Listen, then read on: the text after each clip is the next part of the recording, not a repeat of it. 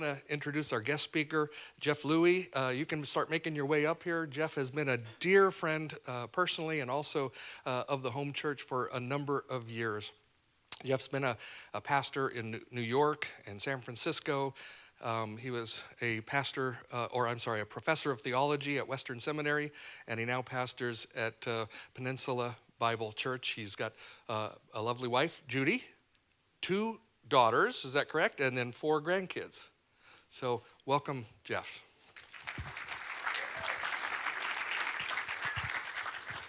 Well, it's good to be here. Hope is it on, right? I remember coming here pretty regularly for like the past 10 years, and then for the last few years, not here. And I had one day, about maybe a few months ago, I said, well, let me hook up with my friends at home church. So I emailed Randy. We got together, and then we had lunch with Randy and Hector, and then I got some other contacts. And I came here, and it was like yesterday. But when you're older, yesterday seems like a year ago. And because I was like, I recognize many of your faces, but I forgot your names. Okay, that's partly of old age, because the last time I spoke here, I was in my 50s. Okay, and I will not tell you my age, but that's a lead-in terms of what I am, okay? And now I have, as Randy said, I have 4 grandchildren, okay? So life moves on, and I've returned to my first calling, which is the pastoral ministry in Palo Alto. And I had lunch with Randy and Hector, and I asked them, well, what do you want me to speak on, What do you want me to speak on? Whatever you want, And very interesting, they said, well, why don't you speak on a message you gave here a number of years ago? And they began to share what that message was. I said, how do you remember it? I don't even remember it, And they were telling me all the points and stuff. And it's very, very interesting. So actually, I'm going to give you a repeat, but you probably forgot it just as well as I, because this is probably like 3, 4, 5 years ago when I gave this message. It's based upon a very, very well-known story or parable or illustration that Jesus gives, the Good Samaritan. And many of you know things of the story. There's this person that is half beaten and stripped naked on the road from Jerusalem to Jericho. And 2 religious people pass by, and they walk to the other side, one a priest, the other a Levite. And then a Samaritan comes and gives mercy, shows mercy to this person who is apparently dying. Okay. Now, many of us know this story, and usually the punchline is that, well, we have to show mercy and care to people around us, which is very much true. Very much true, But there's something else to this story that is very, very intriguing. For it tells us more than just how we are to behave. It tells us something about ourselves, and it talks about the limitations we have in this world and with God. The text is Luke chapter 10, and we're going to start not with the story of the Good Samaritan, but with the introduction to that story. So let's show it on the slide, okay? I'll go with this one. And behold, a lawyer stood up to put him to the test. Now, there are going to be a few words here that are very, very important for you to understand what the Good Samaritan and the purpose of it is. First of all, this lawyer is not a friend of Jesus. According to the text, he's going to put him to the test. And the test is very interesting. Teacher, what shall I do to inherit eternal life? Well, you and I know it's through Jesus, okay? Yeah, but Jesus didn't die on the cross yet, I mean, what do you give him a break, He hasn't resurrected from the dead, And so there hasn't been a New Testament, there's no Gospel of Luke, So this person is like, well, what do I do?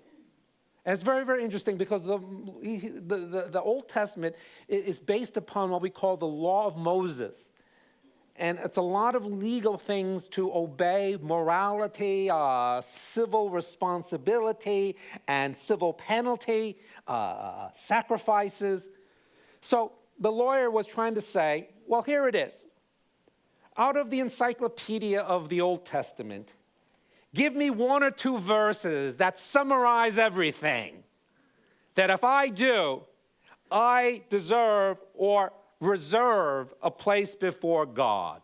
Oh, that itself is a very, very hard thing, you know. It's a very, very hard thing. How do you summarize something so complex that takes, 75% of the Bible, the Old Testament, and just to distill it to its sheer essence?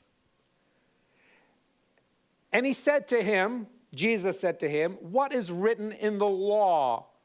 How do you read it? Now, every so often, Jesus does not give you a straight answer. And the reason why Jesus does not give him a straight answer is because he's trying to put him to the test. Okay? It's a trap. Whatever you're going to say, it's going to be used against you. Okay? It's a trap. Got to understand that. So Jesus says, well, what do you think? Smarty pants? How do you read it? And he answered, the lawyer, you shall love your God with all your heart and with all your soul and with all your strength and with all your mind, and your neighbor as yourself. Taking it from the book of Deuteronomy and the book of Leviticus. Jesus said to him, you have answered correctly. Oh, wow, this is wonderful. By by giving the right answer, you go to heaven. This is the weirdest thing. He knows the answer, but the answer is not it. You see, this is one thing about the spiritual life, the Christian life. If you think that the spiritual life is just knowing the answer, then all you have to do is go to school. Listen to sermons. The answer helps lead you to where it is, but the answer itself is not it. There has to be something else. And Jesus said to him, I'm going to read again, you have answered correctly. Do this, because it's now the ramifications of your answer, and you will live. But he, the lawyer, desiring to justify himself. Now, the lawyer is going to sort of amp it up. Desiring to justify himself, said to Jesus, who is my neighbor? Now, this is very tricky here. First, he's here to test Jesus. Jesus turns the table. What do you think? Oh, it's to love God with everything, to love your neighbor as yourself. Correct. But the answer itself doesn't do anything for you. It's the action that is the ramifications of that answer. Now the lawyer says, you know what? I'm going to show Jesus that I have reserved a place in heaven, desiring to justify himself, that he not only knows the answer, that he is doing the answer.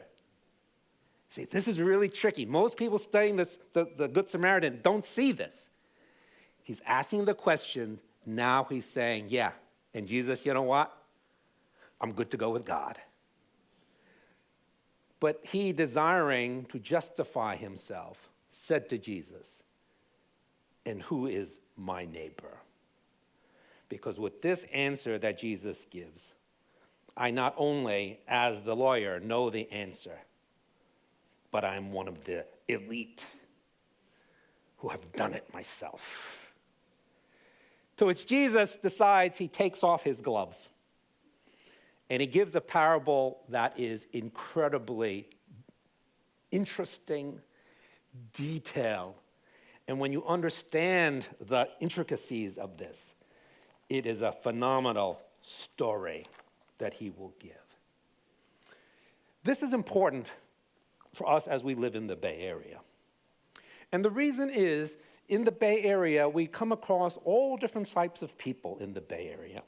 I've lived in the Bay since 1990, which I guess in technological ages is a long time, because that was really before Google, before Google. Apple was here, but it was before Google. There was no such thing as Facebook. We had a face, we had books. We didn't put them together.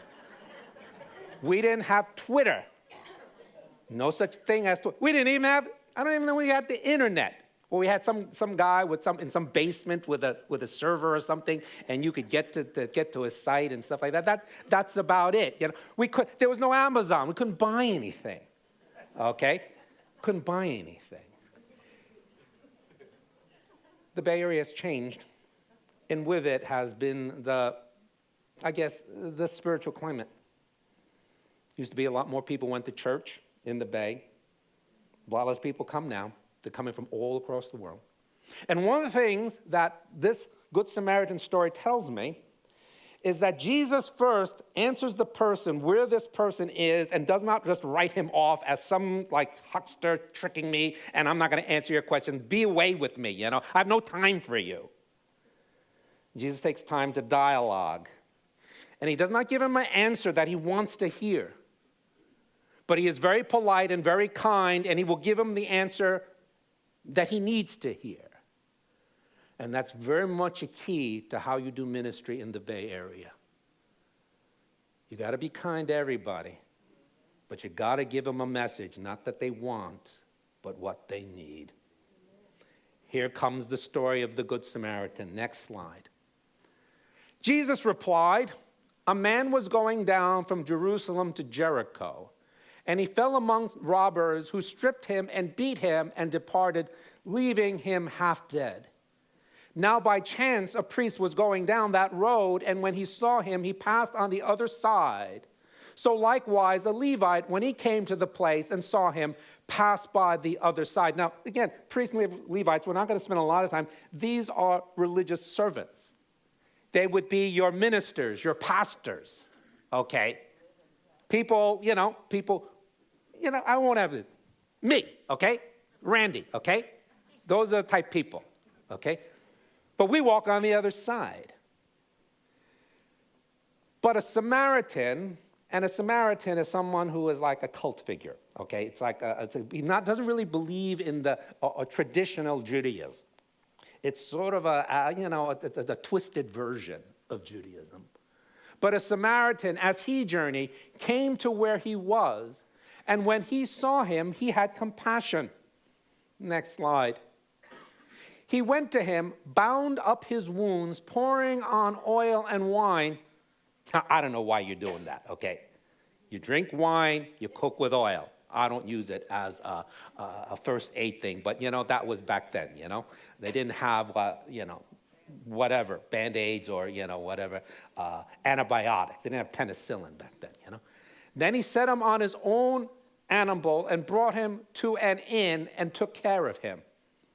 And the next day he took out 2 denarii and gave them to the innkeeper, saying, "Take care of him, and whatever more you spend, I will repay you when I come back." Which of these 3 do you think proved to be a neighbor to the man who fell among the robbers? And he said, "The one who showed mercy."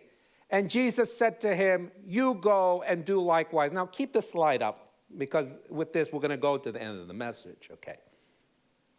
This is a very intricate story that Jesus is giving. Because on one hand, he wants to answer his question. On another hand, and the question was, who is my neighbor? That was one answer. That was one question this lawyer asked. So Jesus is he's going to give you the answer. But there's another purpose on this, because the lawyer wants to justify himself, and Jesus is not going to give him a story that justifies himself. So there's 2 actually levels of understanding. Who is my neighbor, and does that action justify you? Reserve you a place in heaven, okay? Make you good enough, okay? So let's look at who is my neighbor. I'm thinking most of you live in the Bay Area, okay? We might have some visitors here, I live near SFO, okay? You take 101, you get off Millbrae Avenue right before SFO. I live there, okay? Who is my neighbor? Okay, I'm thinking everyone who lives on my block. I'm thinking geography, okay? People who live in my city. Anyone live in Millbrae here? You're not my neighbors, okay? Okay, let's widen it here. South San Francisco, San Bruno. Let's add San Mateo. Anybody there? No, not my neighbors. Okay, let's add it up. Anyone lives in San Mateo County? No, not my neighbors. Okay, anyone lives in the Bay Area? Raise your hands. Okay, you're my neighbors, okay? We're always thinking neighbors as geography, right? Geography. Northern California, Californians. Anyone from New York City or New York State? Oh, come on, man. There's got to be some believers from New York State. I grew up from New York City, and there's usually one in the bunch, okay? And they're very, rambunctious when it's in New York. They're like jumping up screaming, okay? Neighbor, because it's always geography, or something I have identity with. There's some Asians in the audience, okay? I'm ethnically Chinese. My father is the first generation born in the United States, and my brother was born in China, okay? And if you're Chinese, we share a commonality. We always think of neighbors as something we share commonality with, either space or cultural commonality. This is where Jesus turns the table. He gets a Samaritan, something which you don't have commonality with. You might even have some antagonism with it. He's the hero. He shows mercy. And Jesus ends the story by saying, the one who showed him mercy, he is the neighbor. So this is very, very interesting. Jesus deconstructs what neighbor is, or the parameters of who you are to love or who you are to be nice to. We think of commonality. Jesus turns neighbor from a noun into a verb. The one you showed mercy to. So it has no more limitation. Has no more limitation to San Mateo County or Northern California or even the United States or even the North American continent. It has no more commonality to ethnicity anymore. And anyone who is a follower of Jesus must understand that, because it is at the heart of the gospel.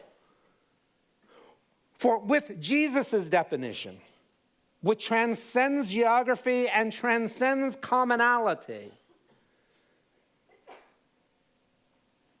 everyone who you can minister to who has need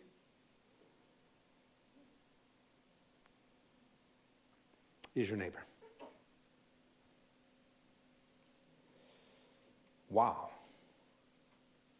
You know what this shows? I'm going to structure this sermon on 3 major points. The first one was on the Bay and how we need to think about how we do ministry in the Bay in terms of being kind, but also giving people the answer that they need to hear and not what they want to hear. The second point is that we who follow Christ have an extraordinary extension of God's grace to us. So that we are not just recipients of God's grace, we are manifestors of God's grace to all different types of people. And you know what? In the Bay Area, what's happening is that people are coming in. They're coming in from all over the United States. They're coming in from different countries of the world, okay? To study, to work, to buy the homes here, okay? Sometimes, I live in Millbrae, and sometimes you hear the old residents saying, oh, wow, Millbrae's changed, Or San Jose has changed, or Campbell has changed. Well, you know what? It's the greatest opportunity to show the mercy of God and to show who is the neighbor. Because being a neighbor is no longer of likeness anymore. And if you don't understand that, you need to pray that God would show his grace to you to know what that means. Go and do likewise. But like I said in the beginning of the message, when he gave this story of the Good Samaritan, there is going to be 2 answers that Jesus gives. First, he's going to answer that question, who is my neighbor? And Jesus has done this. It is not geographical. It is not commonality. It is whoever is in need. It has no boundaries, basically. Yeah, but the second purpose of this parable is to prove and to show that this lawyer cannot justify himself. And this is gotten in the details of this parable. What details are you talking about? Let's look at 34. And he went to him and bound up his wounds, pouring on oil and wine, gave him first aid. Okay? Someone's injured, you go there, you put a blanket on him, make sure he's warm, call up an ambulance, 911. That's what it is, first aid. I'm sure some of you have done this. I'm sure some of you may have gone into some missions trip or some compassion ministry and done something for someone in need. It's a marvelous thing. It's a great thing to do. Every one of us should be doing that. We should not be the bystander. We should be someone involved. But the second one is, then he set him on his own animal and brought him to an inn and took care of him. That's not just first aid. Just putting him in your car. Driving him to Kaiser, whatever, Emergency room. You ever do that? Maybe, don't want to get the upholstery bloodied, Just got it detailed, Maybe a few less, But you could still do it. You could still do it. I've driven people to the hospital before. That's the second level. Maybe some of you, cuts some of you off. 35, the third level. And the next day, he took out 2 denarii and gave it to the innkeeper. Now, what is 2 denarii? See, we don't talk about that. We talk about U.S. dollars, okay? What, you're talking about $2? I give you $2. What about, a denarii is 20, $40? I give you $40, Okay, let's talk about what denarii represents. Each denarii represents a day's wages. So you're making, a minimum wage, which is getting higher these days, $15, $17 an hour. 8 hours a day, that's $120, $150. 2 denarii, $300. Ooh, that's getting a little high here. Yeah, but some of you make more than minimum wage. Some of you are making maybe $100 an hour. Some of you are making $800 a day. We're talking $1,600 now. Wow. Some of you are making more than $100 a day. Now we're getting, man, $1,000. I give him first aid. I could put a blanket. I take him to the hospital. Give the guy $1,000. Okay, maybe you do, because maybe it's tax deductible. You get a little, you get a little rebate from the government, okay? Says, well, I can help you, but can I do it through, some other, so I can get some benefit for myself, There's a lot of giving, And you want to do it smart. If you could get some tax deduction from your donation, might as well do it, okay? And that's how I think, okay? Yeah, 2 days' wages, yeah, it's sizable. But it's done. I think sometimes you have donated to organizations that after a tragedy and have given 4-figure donation to, because that's what we're talking about, 2 denarii, 4 figures. Yeah, you've done it, especially come December, end of year for tax, 4 figures, So maybe, the lawyer says, you know what, it's getting close, Jesus, but I think I could do it, I'll ask my tax man and we'll make sure I get the reservation into heaven. But, verse 35, I'll read again. And the next day he took out 2 denarii, gave them to the innkeeper, saying, take care of him. Now here's the deal breaker. And whatever more you spend, I will repay you when I come back. You see, you don't understand this until you understand that Jesus is trying to demonstrate who your neighbor is. And in a sense, you do what I'm going to tell you to do, because neighbor is not a noun, it's a verb here, okay?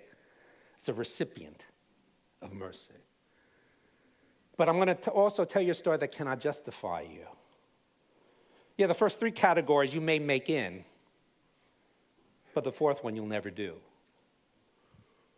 Whatever more you spend, I will repay you when I come back. how much are you worth? Okay, don't, we're not asking. Okay, that's just a rhetorical question. Okay, you keep that with yourself and your spouse and your, accountant and something like that. Have you ever helped somebody that was this perfect stranger who's injured and dying, and you took him to the hospital, and they said, he has no insurance. It's okay. Whatever it takes, I'll cover it. You got to be kidding if anyone's like that, okay? Unless you're like, you're a billionaire, Jeff Bezos or something like that. There's always a person that's like really wealthy, But even that, I'm not sure if they'll say, whatever it takes. Because now it's not just your neighbor is limitless because it's the recipient of mercy. Neighbor is not defined by geography, but now defined by a verb. But the extent in which you show this mercy has no limit. It has no end. When I preached this a while ago, both Randy and Hector says, we love this illustration you gave. And I'm going to do the same thing. I'm going to take out my wallet. I'm trying to have lighter wallets these days. Do Apple Pay more. But what I got is I have an ATM card. And my checks at work get deposited into this. So there's always a few $1,000s in it. Use that. I have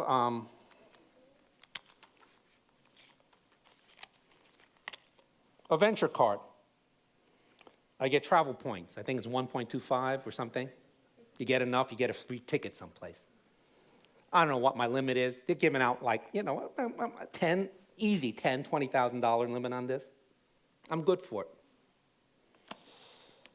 And the card of all cards, the Costco City Card. 4% back on gas, already low. Might as well take advantage, 4% back, 2%. And I'm also a business class member, which means extra bonus points. I don't know what the limit is.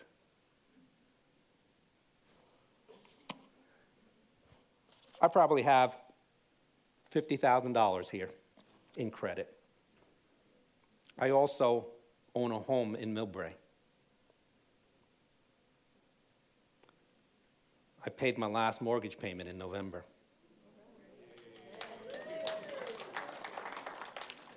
Let's put that on top. If I did that, my wife would say, what are you doing? You know how long it took to pay off that home, You're crazy, man.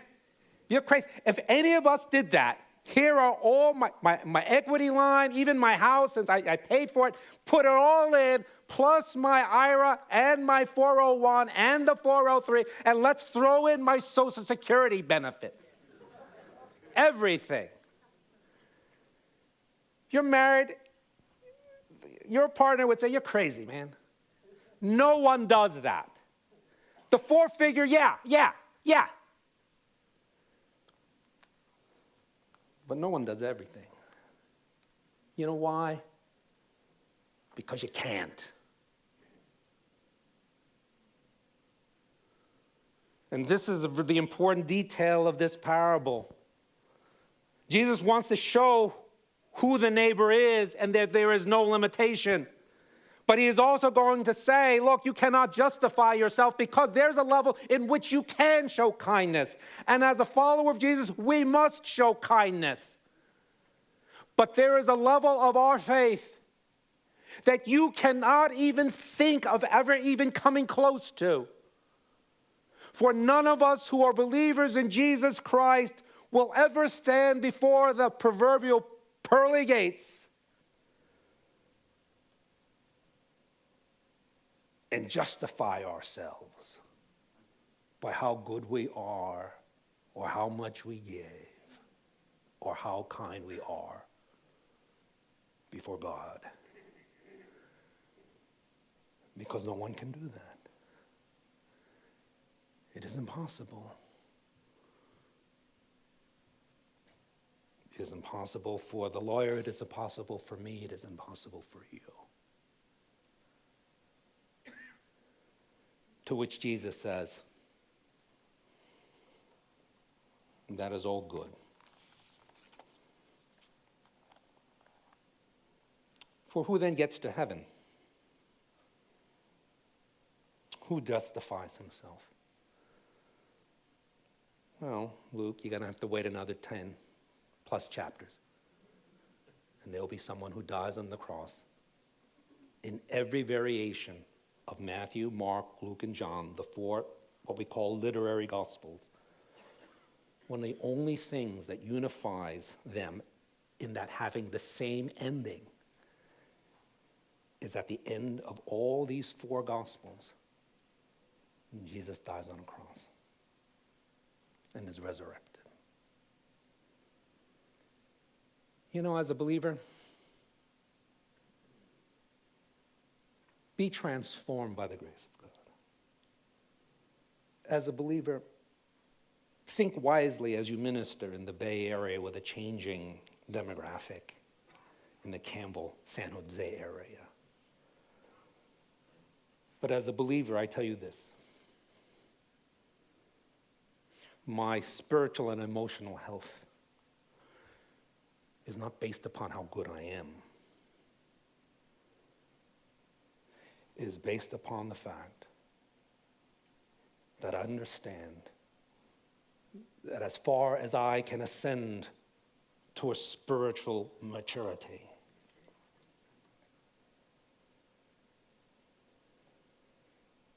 it will never be good enough, and that is great with me. Because it is the grace of God in your life and my life. I think of this story. Oftentimes this story is preached that you are to be the Good Samaritan. The way I see it, at the end of the story, there is only one Good Samaritan in terms of limitlessness of the payout. And that is Jesus. Well, who are we? Well, we can be like the Good Samaritan, but you want to know who we are? We are all represented by that person who was beaten half dead on the road. Because we are all the recipients of the grace of God. And there's only one person, and there's one payment who can not only pay for each one of you, but all of us as a collective whole, of all generations who ever lived, the magnificence of the grace of God.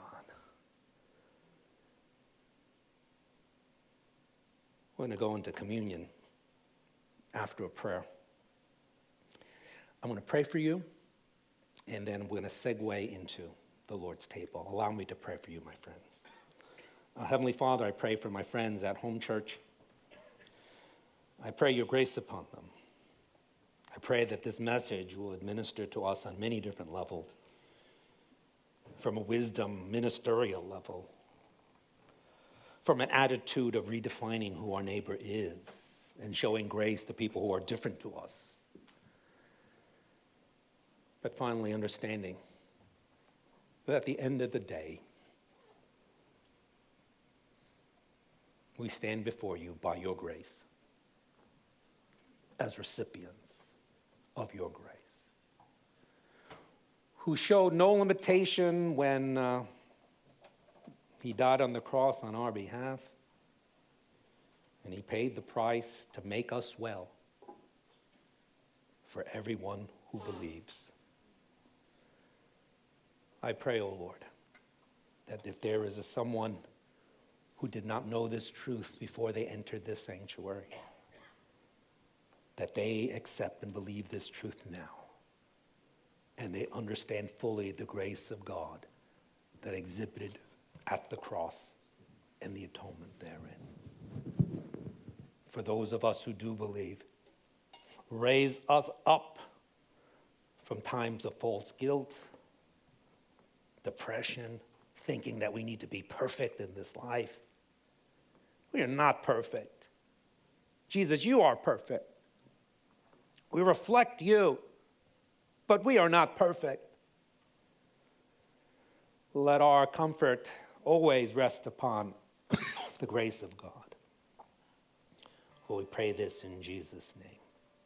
Amen.